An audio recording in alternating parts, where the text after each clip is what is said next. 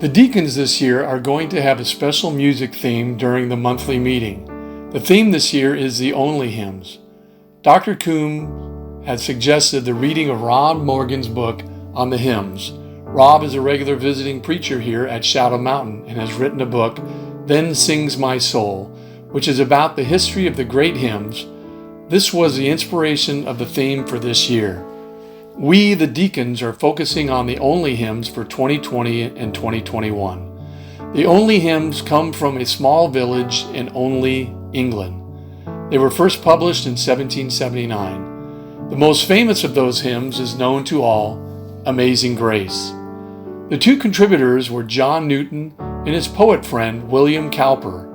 The hymns were written for use in Newton's parish church, which was made up of relatively poor and uneducated followers.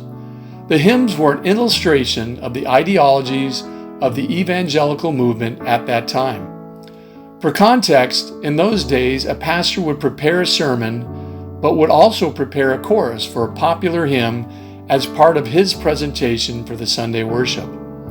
For the first time in church history, in the years following the Reformation, those sitting in the pews had the opportunity to actually worship by singing. Prior to that in church history, the priests sang in the Levitical services, and then the priests led in song in the Catholic services. What is amazing about the hymns was the background of the two famous writers. John Newton, as we all know about, was a captain of a slave ship who was famously converted during a storm. The second was William Cowper. He was the son of a clergyman, well educated but suffered from severe depression his entire adult life. However, during a time in an asylum, he was counseled by his cousin, who was a clergyman, and was converted to Christianity.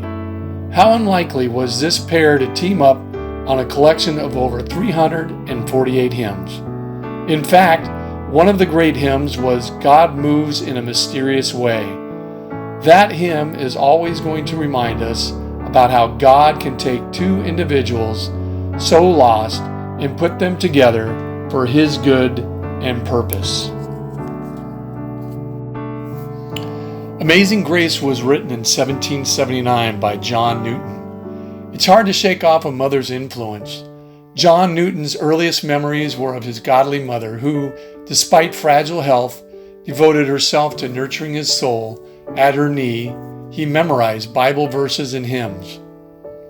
Here are some things you may not know about Newton's most famous hymn.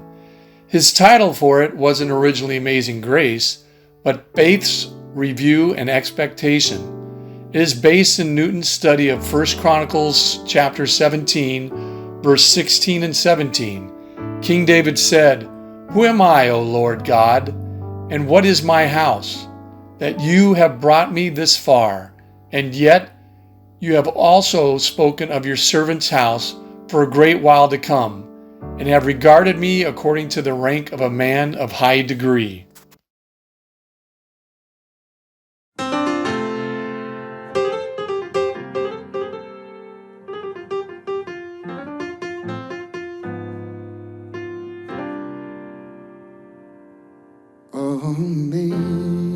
Amazing grace, how sweet the sound that saved a wretch like me. Oh, I once was lost, but now I'm found. Blind, but now I see. 'Twas the grace that taught my heart to fear, and grace my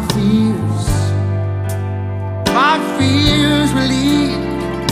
Oh, how precious day.